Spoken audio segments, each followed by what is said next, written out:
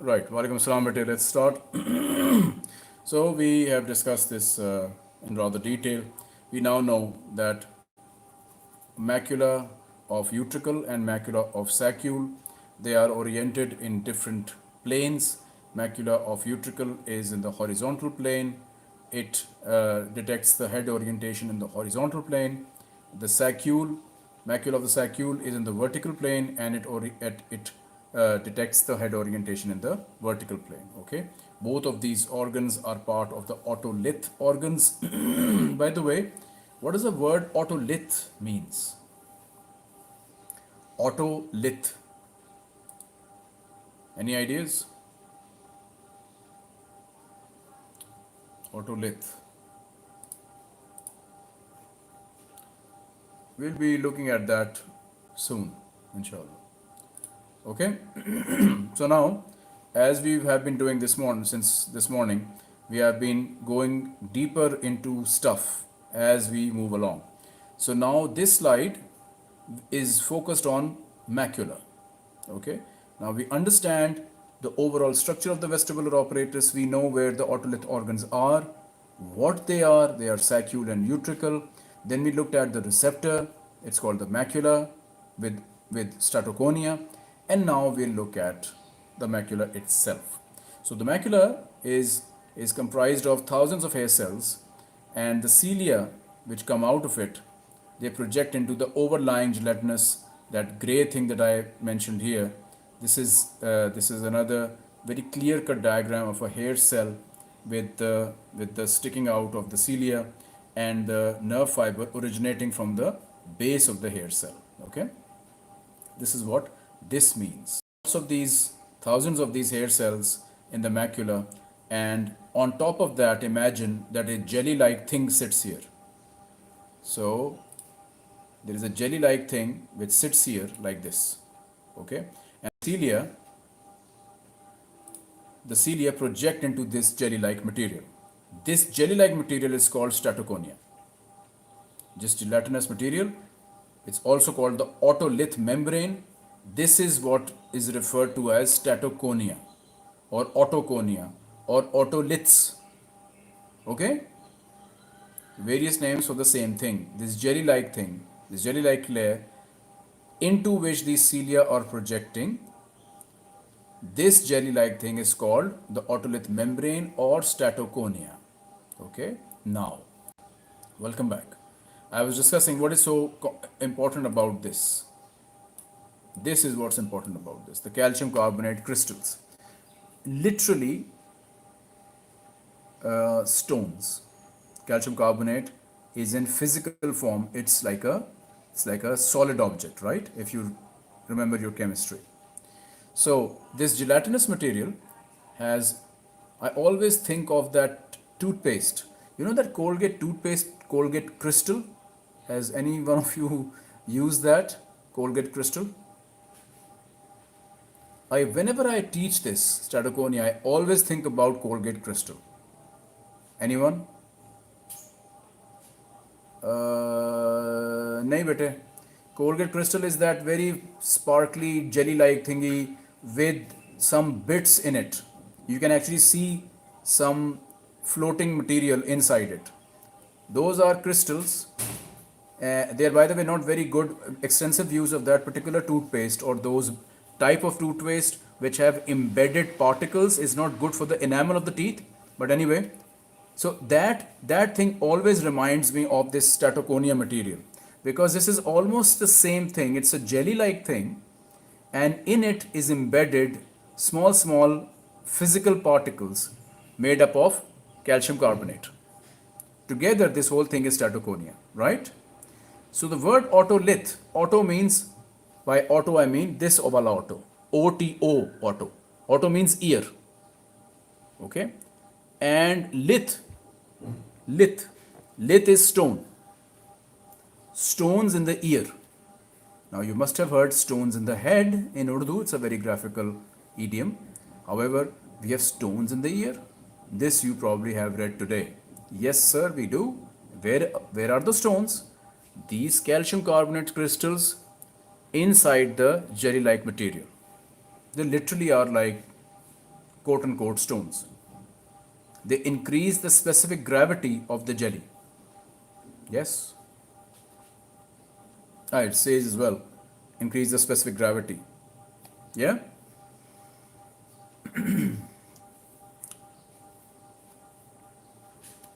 Go on. Okay, so we are with the program. Good. Now, welcome back. I was asking, when I was rudely interrupted by YouTube, I was asking, when you increase specific gravity of this jelly-like material, which sits on top of the cilia, what do you think we want to achieve here? It's actually written written there as well. This. And this is where it gets a bit complicated. Okay? Now, I'm going to explain to you why do we have calcium carbonate crystals in the jelly-like thing. Okay?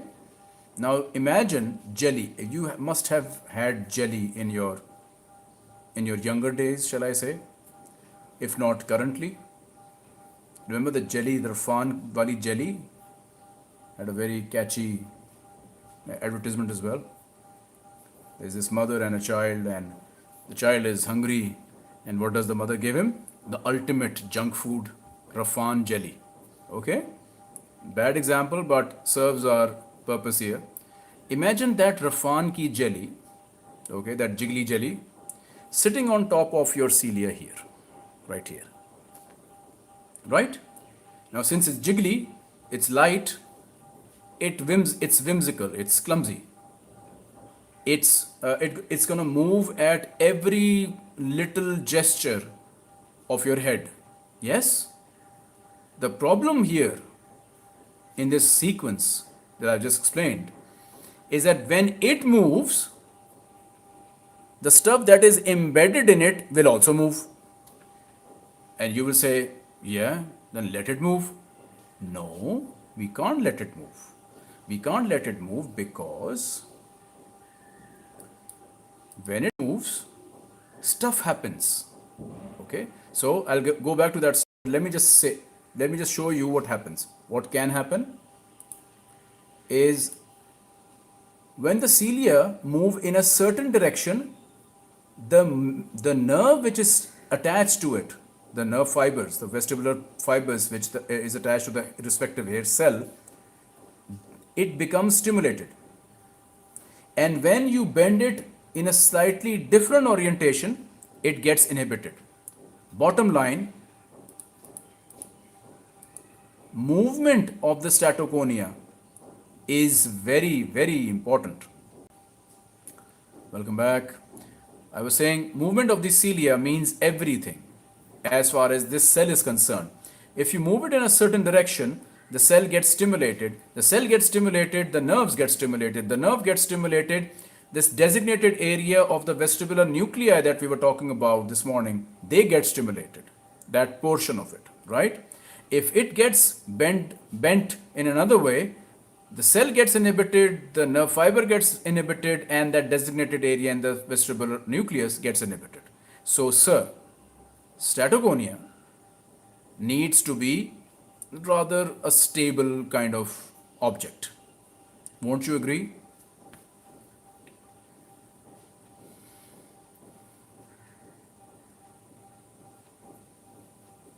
Yes?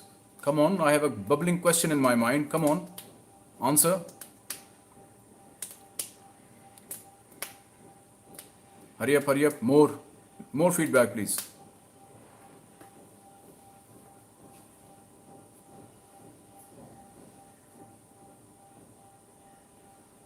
I'm waiting for more feedback. 53 people on the counter. This is like a informal attendance as well.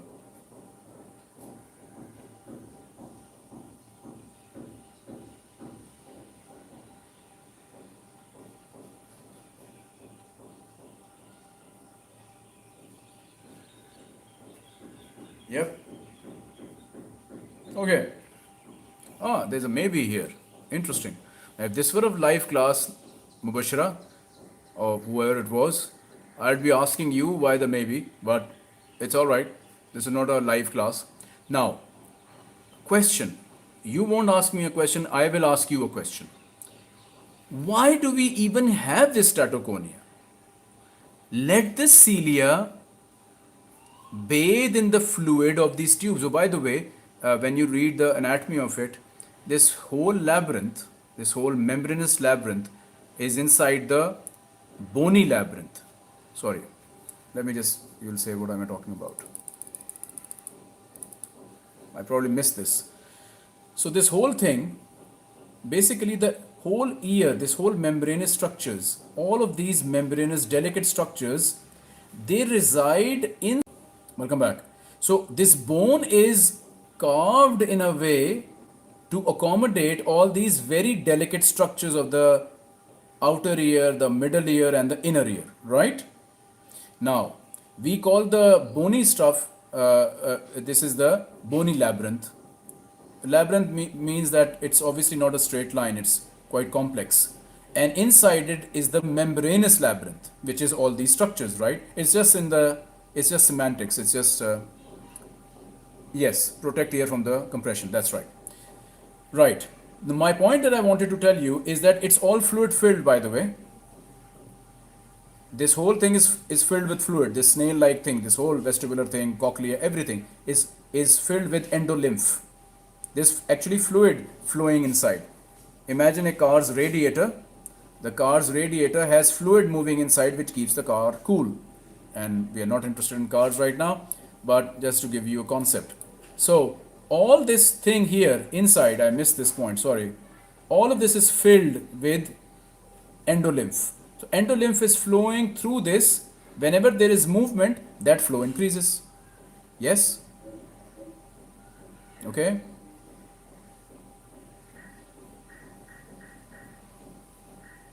Okay, it's just a little detail that I forgot. Okay, so now you know.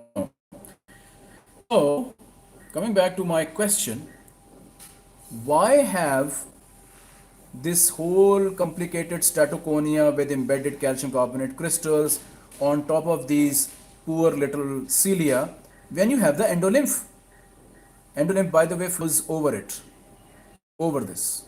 Okay, so if I take this diagram, if this is the receptor, let's say this is the receptor, okay, endolymph is surrounding it, it flows over it. Okay, now coming back to the question, why have Statoconia?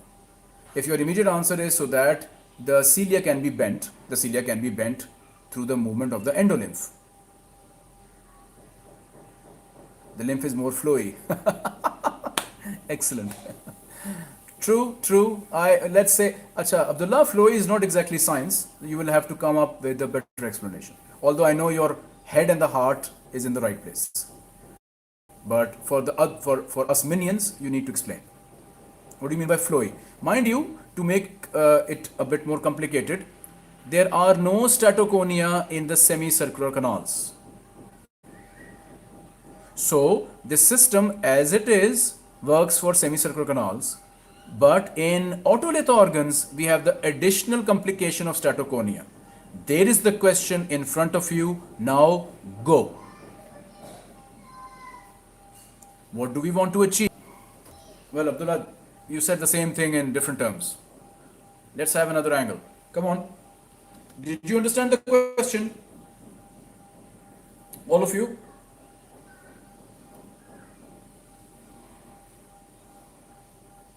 I just told you there is no Statoconia in the semicircular canals. Statoconia only exists on top of the macula of the otolith organs. This is a big statement.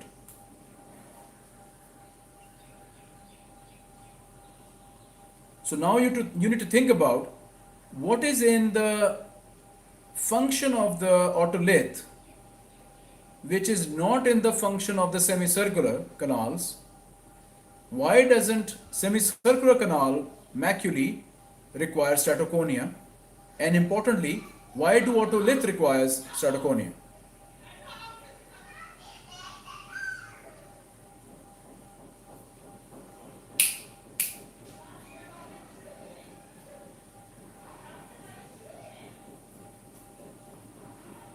Okay, Mushtaq, that's a good try. Yes. Hafza, stability has been said. I'm not happy with stability. Anything else? To perceive the waves coming from cochlea and beats. नहीं बेटे cochlea we are not going into cochlea right now. So then cilia are more haphazard हो गई बात बेटे. Anything else? Cilia are not flaccid. Anything else? Remember guys that the jelly itself has some specific gravity. We went ahead. So let me just play with you a bit more. So there is specific gravity of the endolymph, very little, but it's there. It's still a fluid, right? It's not air.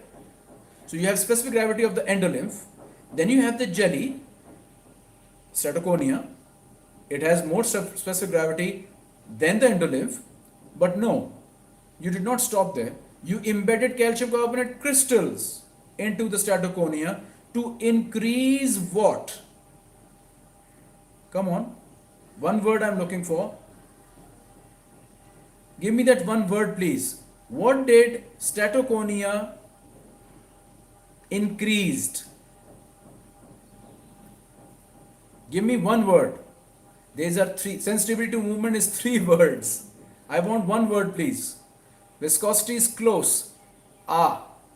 Gravity. But gravity, no, not resistance, no. Viscosity, okay. Any other measure? No, not roughness, no. They are embedded in the jelly, so outside is smooth actually. The people who said gravity, inertia is something else, Abdullah. The people who said gravity, they stand up. Identify yourself, please. Gravity wale, come on.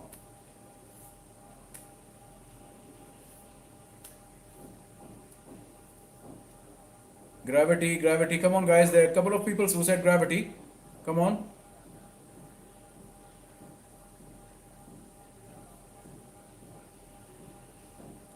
Gravity, where are you? No, I said gravity. The ones who said gravity, please identify yourself.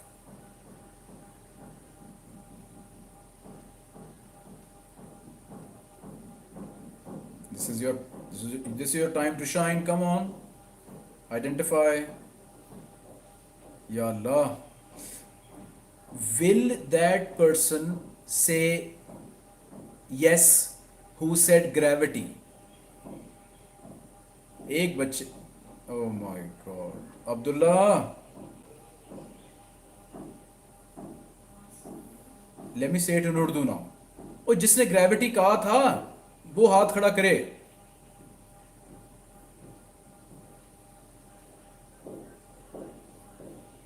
Tawbah. Your language skills have gone down, all of you.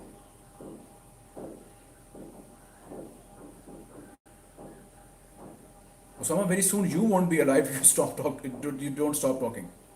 Rumaisa Nadeem said it. So Abdullah is telling me who answered it. Where is Rumaisa? Your class is becoming dumber by the moment, guys. Anyway, let's move on. So, whoever said gravity, okay, thank you Rumaisa for joining us. Thank you for waking up, bete. Now tell me Rumaisa, what does gravity correlate with? Welcome back.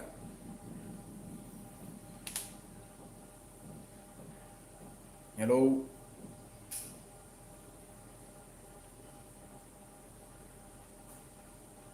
So Rumaisa got the question. Good. But this whole thing has really lengthened. Let me just answer. Weight.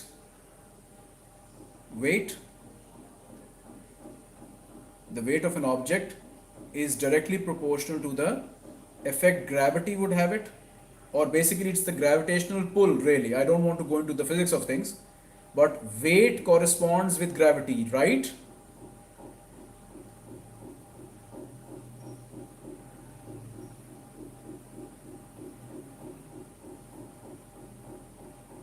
Yeah? So what you've done is you have made your otolith membrane more weighty, more weighty, more responsive to gravity. These are the words. This is the answer, quote unquote. So the otolith organs, due to these embedded calcium carbonate crystals, they are more sensitive. Now mark these words. They are more sensitive to changes in gravity and what it means for the head on top of the neck as compared to semicircular canals. There you have it. Say amen to with me. Come on. Or a question if you didn't get it.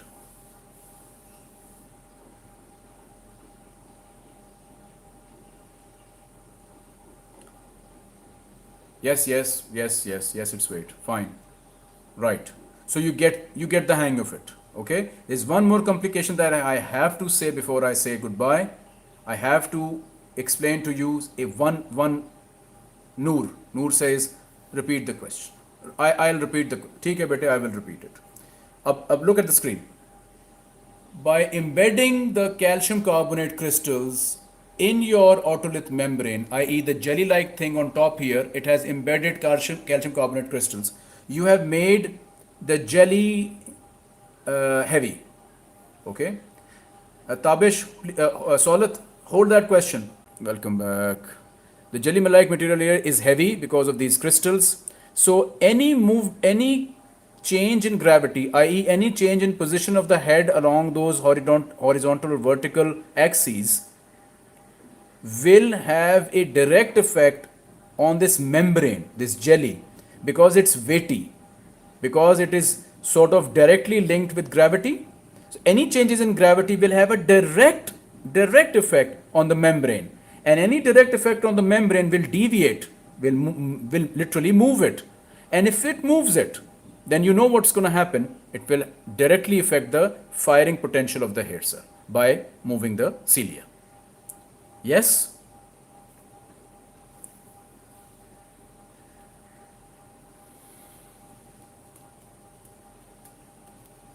Okay, who else? Mubashar, your maybe has become a yes. I'm happy to see this. Good. Noor, you got it. Hafsa, good. Shabash. What about the rest? Okay. Now, Solat, copy paste your question again, please.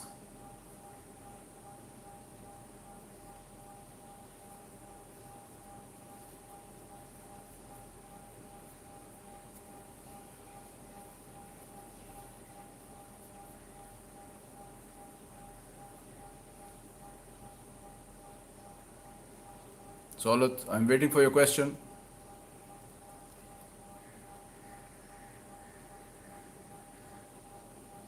Right. Now, you need to understand, Solat has asked a very good question. Semicircular canals, are they less sensitive to changes in gravity? Now, you need to understand what they do. Okay? Semicircular canals,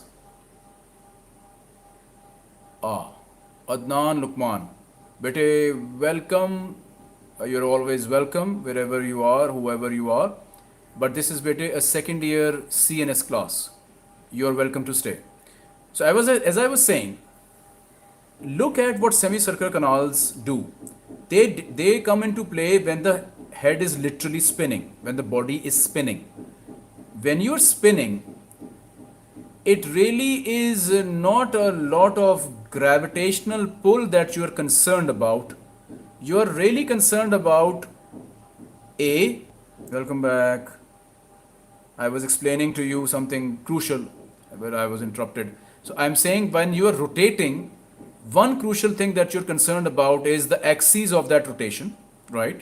Number two, what you're concerned about is if something somehow will tell you where will you be in the next few seconds in this rotation. Now, what I've just said is super complicated to you.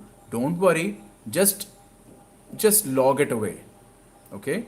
Semicircular canals have a quote unquote predictive function. They can predict where the body may be in the next few seconds based on the current rotation of the body. Very, very, very cool function of semicircular canals. Okay? But just log it away. Right now, we are not discussing semicircular canals. I was just answering that question. So, yes, they are not very responsive to gravity as compared to the otolith organs. Simple answer. Okay? Now, you've understood all of this. If there is a question, please ask me. And now you understand that the vestibular nerve gets stimulated when this whole thing moves. Okay? Now, we go into details of the hair cell. I've already shown you this slide. This, by the way, is an ultra magnified hair cell. You can see, let me bring you closer.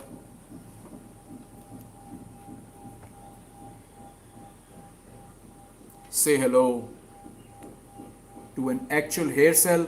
These are the cilia. Sorry, the hair cell is embedded in there somewhere. These are the projecting cilia up. I think the Statoconia has been removed to give you a flavor of what the hair cells look like. And this whitish structure here with the big bob, this is the Kinocilium. Now, what is the Kinocilium? The Kinocilium is the biggest cilium in the whole sequence. So this pink-like thing, this is the Kinocilium. The blue are cilia. And the configuration of these hair cells is such that, hey, are you guys with me? You are awfully quiet. Hello, are you guys with me?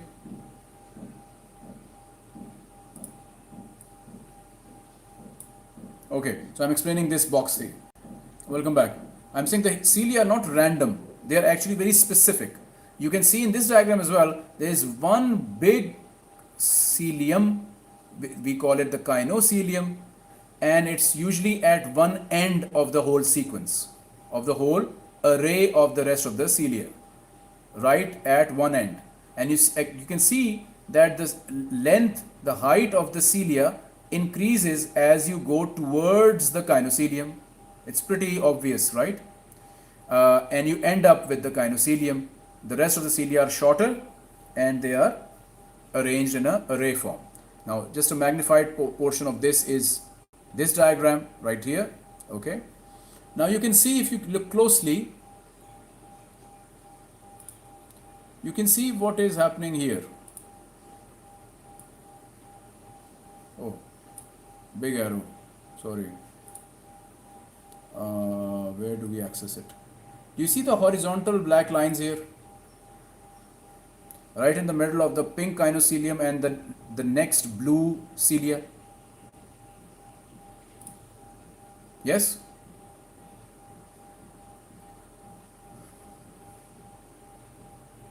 It's also evident here, the black stuff. Feedback, guys, need feedback.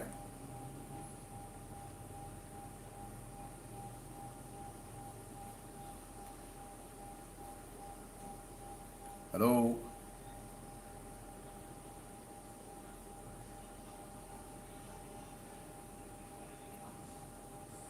People have gone quiet. Or maybe I can't see your messages. Very annoying. But still, chalo, that's part of life. Anyhow, I hope you are hearing my voice. So, basically what I was trying to say was, the Kinocilium is connected with its mates, with the rest of the minions, the rest of the cilia. Okay? So, if you pull the cilia or the Kinocilium in one direction, it's not just that structure which gets pulled away, the rest will follow. So, look at this diagram. So, the motion of the bending is indicated by the arrow. The push is from here, so that the whole thing bends towards, underline the word towards the Kinocilium. So, rule of thumb, when a movement, welcome back, when a movement pushes the cilia towards their respective Kinocilium, something happens in the hair cell. We'll see in the next slide what happens. But obviously some sort of channel opens up which moves positive ions inside the cell, and you call it, you know this from your nerve and muscle classes, you know this as stimulation or depolarization. Depolarization.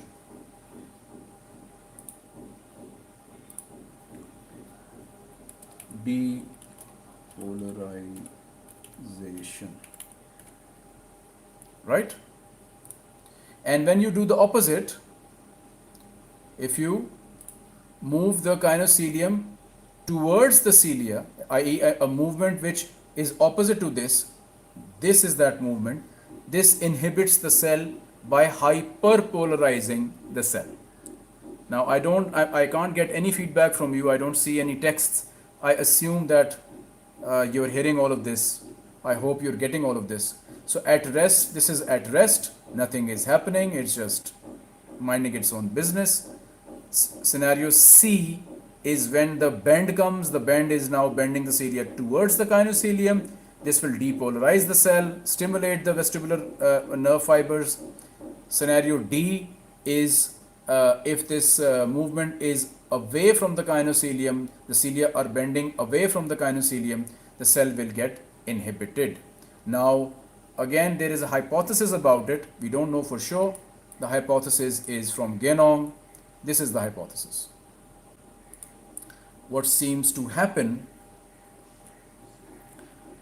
is that the kinocilium is, when I said it's connected by channels.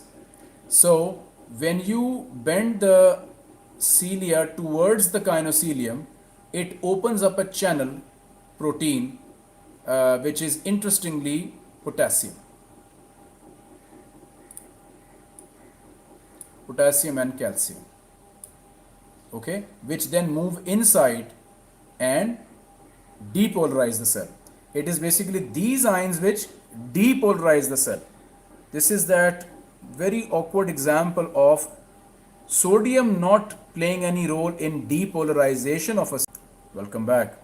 Traditionally in the nerve and muscle you read that it's sodium's job to depolarize and potassium job to repolarize the cell. However, here the potassium influx depolarizes the cell. Anyhow, these by the way are called TP links. TP link is the connection of the physical connection. This thing. This black thing here that I was talking about, this black thing, these are called TP links. Okay? So TP link is like a spring-like thing which if you physically move the adjacent cilia, they pull on the receptor to open it. And hence any movement of the cilia which is towards the kinocilium tugs or pulls on the thingy, on the membrane channel and pulls it open. Potassium moves in, depolarizes the cell, and there you have it. And the opposing movement hyperpolarizes the cell.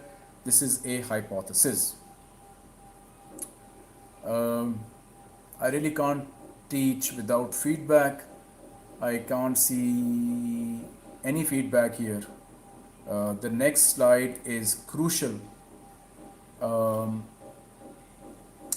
So what do we do? I think we should call it a day here. Okay, it's quite a lot of material that we've covered. This point is that next the last complication, the last complex concept that I wanted to discuss, but to be honest, I need some serious number of feedback to see whether what I explain is covering the concept in your head. And since I can't see feedback, I can't teach this, okay? So I'll be teaching it tomorrow. The first thing tomorrow is I'll be finishing Macula.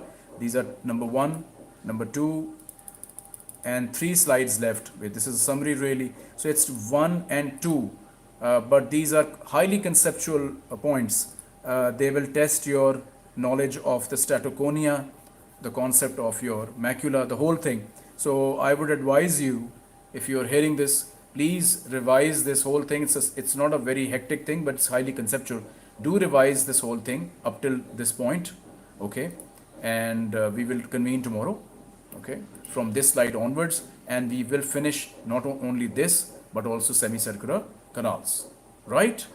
Now, I want you to be good kids. 67 people, 70 people, okay? Be honest about it. Tell the CR your attendance so that it gets marked, and I'll see you tomorrow at 9 o'clock, okay? And please be prepared for tomorrow's tutorial as well. So there's a lot of physiology work that you need to do Put in the hours, please. Put in the due diligence. Um, and that's that. Okay? All right, with this, and my apologies from YouTube, which has failed in its texting. Uh, Let me take your leave. Allah Hafiz.